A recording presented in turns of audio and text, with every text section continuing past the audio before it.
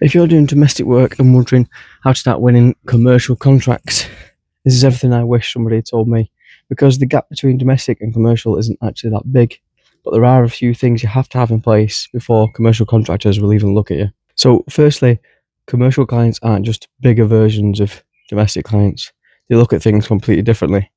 Domestic clients will hire you because you've become recommended, they've seen your work, they've seen that you've done a good job, you've got good reviews, you're a good person. Commercial clients don't hire you for the same reason. They want to know that all your paperwork is sorted. They want to know you're qualified, you're insured, and you've got all your paperwork properly set up, your health and safety, things like that. So firstly, your qualifications. Now, most arborists, if you're a proper arborist, are going to be qualified anyway. You've got to have your CS30, your CS31, your aerial rigging, if you're climbing, all of that stuff. Any tickets for MUPs, etc. Most of the time, that's already ticking the box. Secondly, insurances.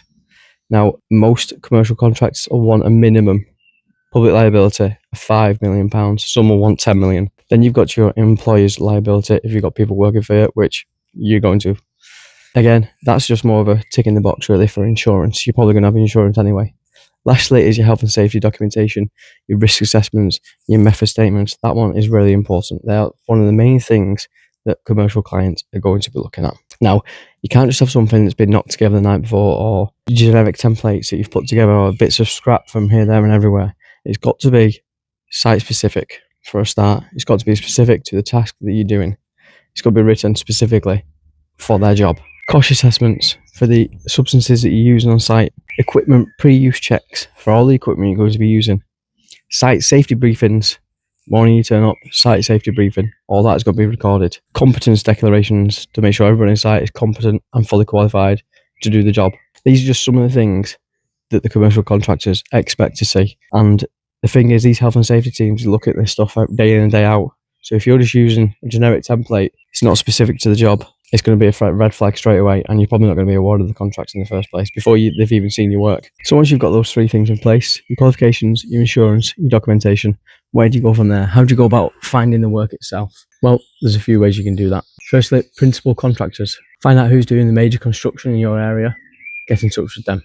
Quite often, they're taking trees down to build houses. That's happening all the time now. Go direct to the contractors, introduce yourself, show them your paperwork, ask what they need doing. That's the best way to get that on their approved contractors list. Another good one is commercial grounds maintenance teams.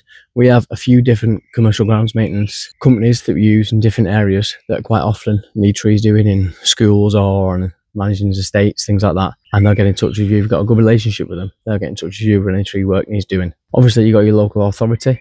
Now, they will put things out to tender, usually annually, sometimes every up to 3 to 5 years. But if you get on one of those, obviously that's good work continuously. Now, they will do the tendering online on your local council website. So have a look on your local council website for tendering for arboriculture. And obviously don't underestimate direct outreach. A simple email to a facilities manager or an estate manager with your credentials and your documentation can actually go quite a long way. And most of the competition won't bother doing that, and that's your advantage. Now, the first commercial contract is always the hardest to win because you don't have the experience. But once you get that first one, you get the experience, you understand how it works, you got your documentation set up. That's probably going to be the main downfall of most companies, getting that documentation sorted in the first place. After that, one contract will just lead to another. Before you know it, you'll be doing a lot more commercial than domestic work. But first, you've got to get that documentation in place. And that's exactly why I built Arborist. When I first started doing commercial work, the paperwork was all over the place. I went to the health and safety websites to find the right paperwork to put in place. It just wasn't half specific. There's nothing on there, about your chainsaw use and things like that. I was having to fill it in, start over and over again, until eventually I sat down and thought, I'm going to write all this properly. And that's why I built Arborist, because when we went into commercial work, that was the hardest thing, to sort the paperwork. Arborist gives you a complete, properly structured documentation system. It's COSH, it's RAMs, it's equipment pre-use checks, it's health and safety on site. It's all there, it's all laid out, it's all professional, it's sorted. Fill it out once, you're done. It's built specifically for commercial arboricultural work. So when you do get that first commercial contract and they ask for your paperwork, you send that straight over, you're done, and you're professional. There's a free sample on the website at arborist.co.uk.